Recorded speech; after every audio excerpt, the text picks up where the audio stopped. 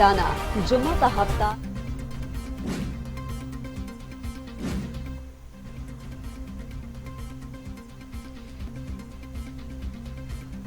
وزیر اعلیٰ پنجاب عثمان بزدار کے حکم پر راولپنڈی رنگ روڈ اسکینڈل کی inquiry D G anti corruption کو سونپ دی گئی۔ ترجمان پنجاب حکومت کے مطابق وزیر اعلیٰ نے ڈی جی اینٹی کرپشن کو راولپنڈی رنگ روڈ اسکینڈل کی تحقیقات کے لیے وسیع البنیاد کمیٹی تشکیل دینے کا حکم دے دیا اور جامع انکوائری رپورٹ مرتب کرنے کی ہدایات کی ہیں، جبکہ وزیر اعلیٰ نے انکوائری کمیٹی میں متعلقہ ماہرین کو شامل کرنے کی بھی ہدایات کر دی ہیں۔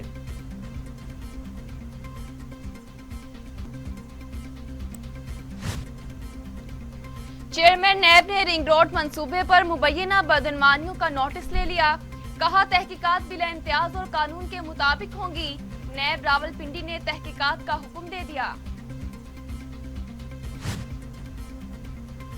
راولپنڈی رنگ روڈ سکینڈل معاون خصوصی سید ذوالفقار عباس بخاری نے استعفیٰ دینے کا اعلان کر دیا۔ اپنے ٹویٹ میں کہا کہ وزیر اعظم کی سوچ کے مطابق مثال قائم کر رہا ہوں، معاملے کی شفاف تحقیقات کے لیے جوڈیشل کمیشن بنایا جائے۔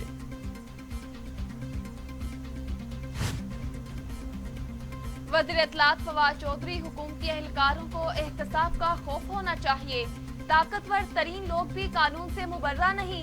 نون لیگ اور پیپلز پارٹی کے دور میں میڈیا کے گلے بیٹھ جاتے تھے، عمران خان کی حکومت میں ہی ہو سکتا تھا کہ اگر الزامات لگیں تو تحقیقات ہوتی ہیں، مزید تحقیقات کے لیے معاملہ متعلقہ اداروں کو بھیجا جائے۔ ابھی تک اس معاملے میں کسی وزیر یا مشیر کی ملوث ہونے کا ثبوت نہیں ملا۔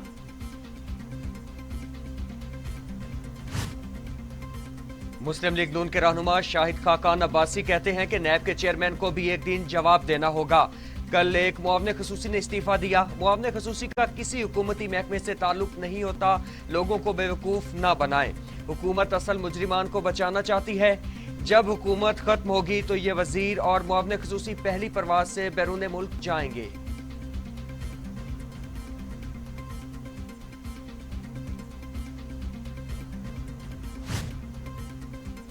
رنگ روڈ منصوبے میں میری زمین ثابت ہو جائے تو سیاست چھوڑ دوں گا، وفاقی وزیر غلام سرور خان کا بڑا اعلان۔ کہا اگر کسی کے پاس کوئی شواہد تھے تو سامنے لاتے، الزام لگانے والے کو نوٹس بھیجوں گا تو وہ کل کیا تھا آج کیا ہے۔ راولپنڈی رنگ روڈ منصوبے تحریک انصاف کا ویژن تھا، حکومت رنگ روڈ منصوبے پر توجہ دے رہی ہے۔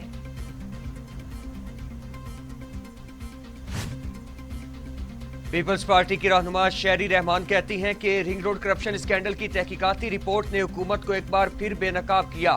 ملک و قوم کے پیسے کو بے رحمی سے لوٹا جا رہا ہے۔ منصوبے کی لاگت میں 25 ارب روپے کا اضافہ کیا گیا تاکہ حکومتی لوگوں کو فائدہ ہو۔ کیا یہ وہی لوگ ہیں ملک سے کرپشن ختم کرنے آئے تھے؟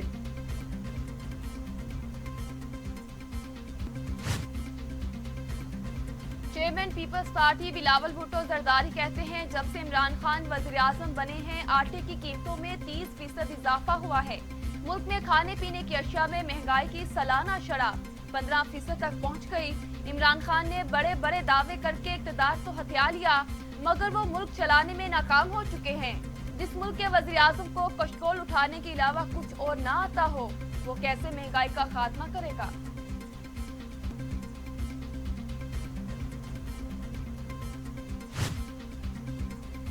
مسلم لیگ نون کی ترجمان مریم اورنگزیب کہتی ہیں شہباز شریف کے خلاف کرپشن، کک بیکس اور کمیشن کا کوئی ثبوت نہیں ملا۔ کیا شہباز شریف وزیر اعلیٰ ہے کہ جو ریکارڈ ٹیمپر کر سکتے ہیں؟ حکومتی نااہلی کی وجہ سے آج لوگ پریشانی کا شکار ہیں۔ عمران خان کی ناقص پالیسی سے ملک قرضوں میں تاریخی اضافہ ہوا، لنگر خانے کھل رہے ہیں، بیرون ملک سے چاول مل رہے ہیں۔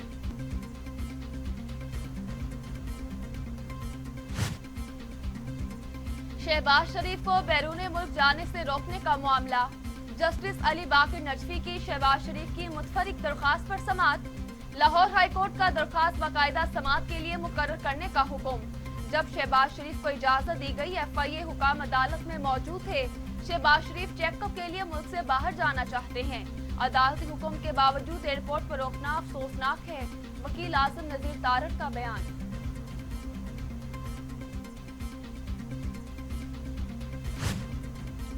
احتساب عدالت لاہور میں شہباز شریف فیملی منی لانڈرنگ کیس کی سماعت۔ شہباز شریف اور حمزہ شہباز پیش ہوئے۔ قومی اسمبلی کا اجلاس چھوڑ کر آیا ہوں، کورونا کی شرح تیزی کے ساتھ بڑھ رہی ہے، 1 ماہ بعد کی تاریخ دی جائے۔ شہباز شریف اور وکیل کی استدعا، عدالت نے سماعت 14 جون تک ملتوی کر دی۔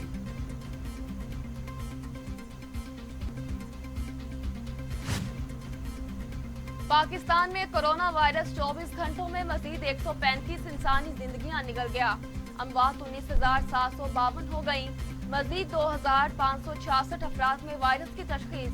24 گھنٹے کے دوران 29,801 کورونا ٹیسٹ کیے گئے۔ ملک بھر میں کورونا مریضوں کی تعداد 8,82,928 ہو گئی۔ ملک میں کورونا مثبت کیسز کی شرح 8.61% رہی۔ دنیا بھر میں کورونا سے 34,04,000 ہلاکتیں، 16 کروڑ 42 لاکھ مریض۔ امریکہ میں 6,05,33، برازیل میں 4,36,000، بھارت میں 2,78,000، میکسیکو میں 2,20,489، روس میں 1,16,211، فرانس میں 1,07,812، برطانیہ میں 1,27,684 اور سعودی عرب میں 7,174 اموات۔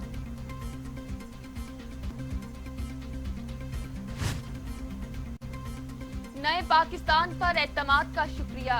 اپریل میں سمندر پار پاکستانیوں نے $2 ارب 80 کروڑ بھجوائے۔ وزیراعظم کا ٹویٹ، میں نے ہمیشہ اوورسیز پاکستانیوں کو ملک کا بڑا اثاثہ مانا ہے۔ سمندر پار پاکستانیوں نے ترسیلات زر کا نیا ریکارڈ بنایا۔ رواں مالی سال کے 10 ماہ میں $24 ارب 20 کروڑ کی ترسیلات آئیں۔ وزیر اعظم کی زیر صدارت وفاقی کابینہ کا اجلاس آج ہوگا۔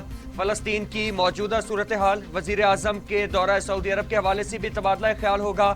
وفاقی کابینہ 14 نکاتی ایجنڈے پر غور کرے گی۔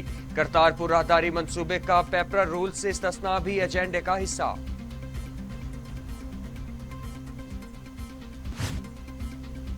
اسرائیلی دہشت گردی بند کروائی جائے، فلسطینیوں کو حق دیا جائے۔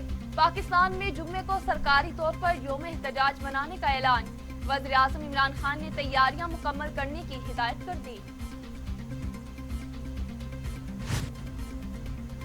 وزیر اعظم عمران خان کی ہدایت، وزیر خارجہ مخدوم شاہ محمود قریشی فلسطین کی بگڑتی ہوئی صورتحال پر عالمی برادری کی توجہ مبذول کروانے کی سفارتی مشن پر ترکی پہنچ گئے۔ سوڈان، فلسطین اور ترک وزرائے خارجہ کے ہمراہ نیو یارک جائیں گے۔ ظالم اسرائیل کی جانب سے غزہ میں فلسطینیوں پر لرزہ خیز مظالم جاری ہیں۔ بمباری کے نتیجے میں 200 شہید ہو گئے، شہداء میں 85 بچے بھی شامل۔ غزہ میں انسانیت کی چیخیں مغربی ممالک کے ضمیر کو نہ جگا سکیں۔ اسرائیلی بمباری دوسرے ہفتے میں داخل ہو گئی۔ صہیونی بمباری میں ایک ہی خاندان کی 4 نسلیں ختم ہو گئیں۔ 90 سالہ دادا دادی سمیت شیخات بھی اپنی نیند سو گئے۔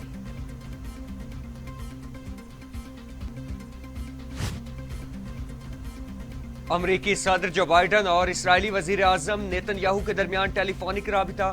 صدر بائیڈن نے کھل کر جنگ بندی کا مطالبہ کرنے سے گریز کیا۔ نیتن یاہو نے سلامتی کونسل کا مشترکہ اعلامیہ رکوانے پر امریکی صدر کا شکریہ ادا کیا۔ امریکہ، اسرائیل اور فلسطین کے درمیان جنگ بندی کی حمایت کرتا ہے۔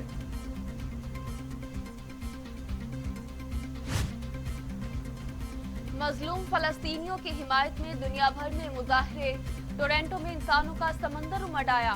برطانیہ، فرانس، امریکہ، آسٹریلیا میں بھی مظاہرین کا فلسطین پر انسانی دہشت گردی بند کروانے کا مطالبہ۔ قطر، ایران اور عراق میں بھی عوام سڑکوں پر آ گئے۔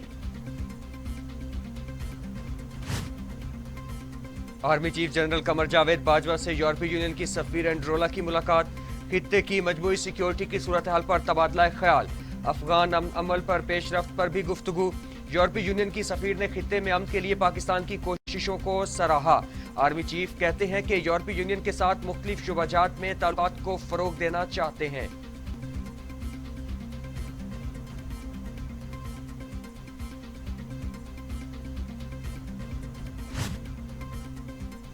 حکومت کی جانب سے عوام کو ریلیف۔ پیٹرولیم مصنوعات کی قیمتیں برقرار رکھنے کا فیصلہ۔ وزارت خزانہ نے قیمتیں برقرار رکھنے کا نوٹیفیکیشن جاری کر دیا۔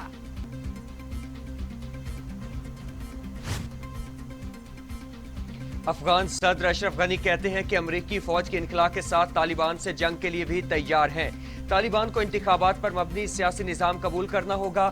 دیگر معاملات پر طالبان کے ساتھ بات چیت ہو سکتی ہے۔ اگر طالبان نے اقتدار پر قبضہ کیا تو فیصلہ میدان جنگ میں ہوگا۔